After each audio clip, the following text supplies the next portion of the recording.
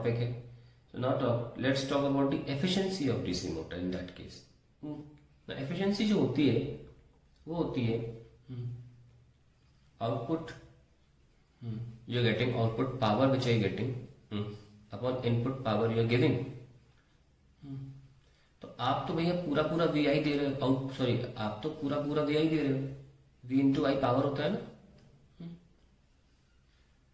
V into I is a power and आप output power आपको क्या मिल रहा है. Let us see what is the output you are getting in the next page. So now we'll find out the output mechanical power. Output power we are getting which is input power minus the power loss. तो copper loss भी बोलते हैं इसको, power loss को, क्योंकि copper में जो current है उसकी वजह से हीटिंग जनरेट होती है. इनपुट तो आप दे रहे हो प्रॉपरली कितना, V इंटू आई, और पावर लॉस आपका हमेशा I स्क्वायर R होता है. ध्यान रखना सर्किट में तो करंट I है,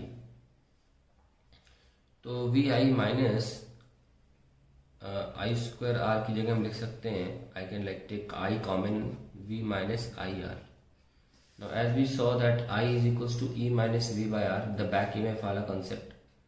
IR is equals to E minus V and then I can take V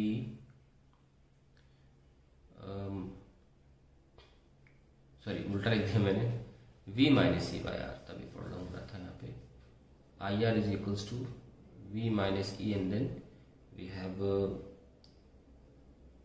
E is equals to V minus IR and then back EMF है वो V minus IR के बराबर है. सो देखो ये लिखा हुआ है ना EI. So we got the output power and then efficiency is given as EI by output upon input is VI and we get E by E, that is EMF by. तो यानी कि इसमें क्या है, ये back EMF upon applied voltage. ठीक है, तो ये हमारी डीसी मोटर की एफिशिएंसी है, back EMF. Now let's talk about the efficiency of DC motor. Efficiency के निकल के आया EI upon VI. So efficiency will be maximum if EI is maximum. So EI था क्या, हम फिर से लिख लेते हैं, EI is equals to E V minus E by R. So it is nothing but EV by R minus E square by R, that is the value of EI. If we differentiate this term EI with respect to E, we will keep it as 0 according to maxima minima concept. So when we equate any differentiation to 0, equate the differentiation of a quantity to 0, we get the maxima or minima. और double differentiation से पता लगा सकते हो कि maxima है कि minima है. पर फिजिक्स में अक्सर पता रहता है कि हम कर क्या रहे हैं, तो हमें डबल डिफरेंशिएशन जरूरत नहीं है, हम पहले ही बोल सकते हैं मैक्सिमा के लिए कर रहे हैं. तो इसमें डिफरेंशिएट करेंगे तो क्या बचेगा, सिर्फ V बाय R, E तो कैंसिल हो जाएगा, माइनस 2 E बाय R. ठीक है, equal to 0, R cancel, V equal to 2E, तो E क्या हो गया, V बाय 2. सो और मैक्सिमम EMF, मैक्सिमम एफिशिएंसी, एक काम और कर लो, E by V equal to 1/2, तो क्या होगा, back EMF upon applied voltage. ये जो था एफिशिएंसी अप्लाइड वोल्टेज, ये इनटू 100 कर लो तो we get 50%. This is the maximum efficiency you can get. For the maximum efficiency the back EMF should be half of applied voltage. Problem ये है कि आपका जो बैक EMF है वो अगर आधा हो जाता है तो उसकी वजह से ये होगा कि since circuit has copper as wire, है ना, copper as the wire which has very less resistance, which has very less resistance, so current will be very high, will be very high. तो करा क्या जाता है, 50% नहीं, बैक ईएमएफ को 95 से 90% के आसपास रखा जाता है, ताकि हमारा even though I'm lowering down the efficiency but I'm saving my coil from burning is a very important catch here कि even the 50% पे आपको efficiency मिल रही है, लेकिन हमें चाहिए नहीं वो, क्योंकि उससे फिर कॉइल जल जाएगी हमारी, क्योंकि इतने ज्यादा वो ये जो 50% एफिशिएंसी है, इस पर हमें जो करंट मिलेगा वो काफी ज्यादा होगा, कॉइल झेल नहीं पाएगी उसको 50।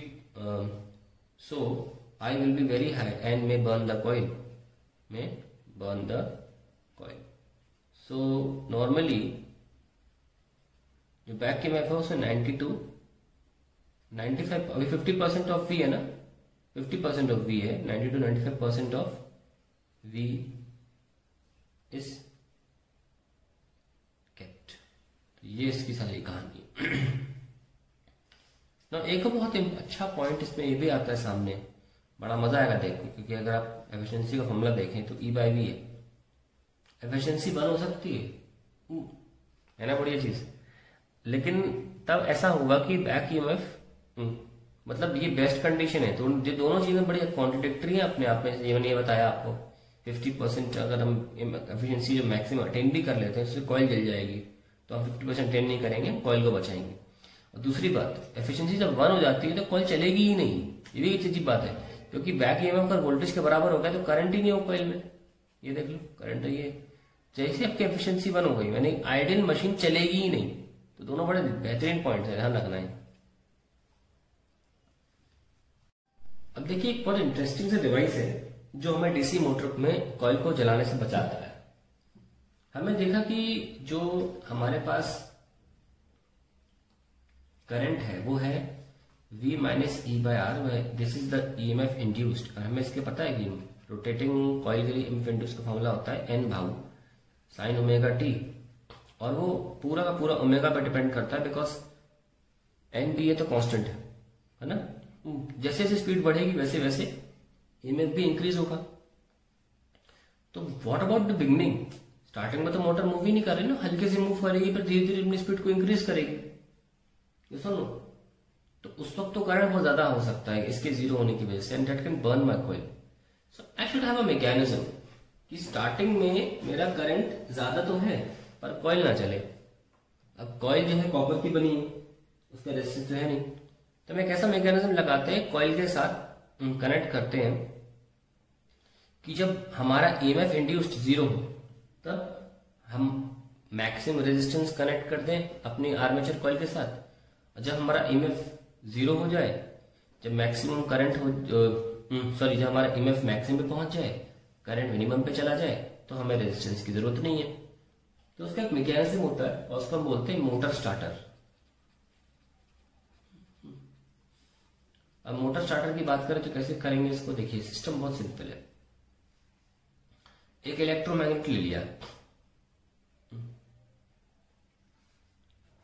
मान लीजिए इलेक्ट्रोमैग्नेट ले लिया, और इसका एक कनेक्शन हमने कहां लगा दिया, आर्मेचर कॉइल के साथ।